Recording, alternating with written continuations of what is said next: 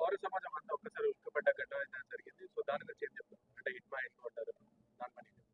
అది రాజకీయం, అది ఒక యుద్ధం. అది పౌర సమాజం ఉలిక్కిపడ్డదంటే వాళ్ళు చేయాల్సింది ఏంటంటే ఏ పోరాటం చేసినా మొట్టమొదటి రాజకీయ పోరాటం, ప్రజల ఉమ్మడి రాజకీయ చైతన్యం ఆధారంగా ఉద్యమాలు ఉండాలి.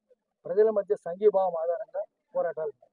సంఘీభావం సృష్టించారు కదా, సృష్టించి ఇప్పుడు వాళ్ళు చేస్తున్న ఆదివారం చంపుతున్నారు. చంపుతుంటే మనం పోయి పోరాటం చేయాలి.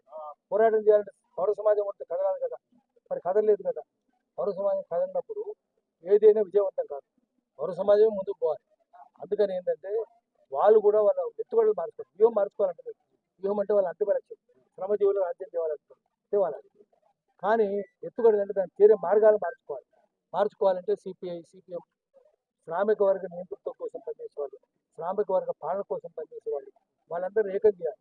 నేపాల్ చేశారు కదా 10 పార్టీలు, 10 కమ్యూనిస్ట్ పార్టీలు ఏకమైనాయి కదా. ఇక్కడ కూడా అన్ని పార్టీలు ఏకం కావాలి. CPM, new democracy, CPI, ML, రకరకాల పార్టీలు ఉన్నాయి కదా. అట్లా అవన్నీ ఏకం కావాలి. ఏకం చేయడానికి వాళ్ళు పూనుకోవాలి, మావోయిస్టులు పూనుకోవాలి, అందరూ పూనుకోవాలి. ముఖ్యంగా సిపిఐ పూనుకోవాలి. సిపిఐ పూనుకుంటే అయితే వాళ్ళందరూ పార్లమెంట్ మార్గంలోకి రావాలి, ఎన్నికల మార్గంలోకి రావాలి, ప్రజల మధ్యకి రావాలి, ప్రజలు చైతన్యవంతం చేయాలి. ఓటునే ఆయుధంగా మర్చుకుంటే బుల్లెట్ కాదు, బ్యాలెట్ మార్చుకుంటే ఖచ్చితంగా మార్పు వస్తుంది. ఆ మార్పు శాశ్వతంగా.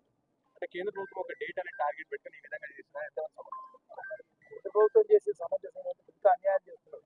ఆదివాసులందరూ ఏం చేస్తున్నారు మనం చూస్తున్నాం కదా. రేపు డీలిమిటేషన్ కమిషన్ పెట్టారు. డీలిమిటేషన్ కమిషన్ ఓటే ఉంటుంది సౌత్ ఇండియన్స్ ఎప్పుడు. ఇక్కడ 30 సీట్లు పడితే 150 సీట్లు, మరి వాళ్ళదే జరుగుతుంది. Finance commission education 15 finance commission డబ్బులన్నీ నార్త్కే పోతుంది. సౌత్ డబ్బులన్నీ నార్త్కే పోతుంది. మరి ఇక్కడ అనేకం చేసుకుంటూ పోతున్నాం. సో ఇంతకంటే పెద్ద పెద్ద ఇష్యూస్, చిన్న ఇష్యూస్ కాదు.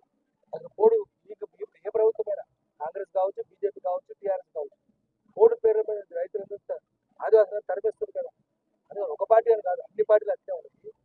వ్యక్తుల గురించి వాటి చుట్టూ తిరగకుండా మనం సమస్యల చుట్టూ తిరగాలి, సమస్యలకు పరిష్కారం చుట్టూ తిరగాలి.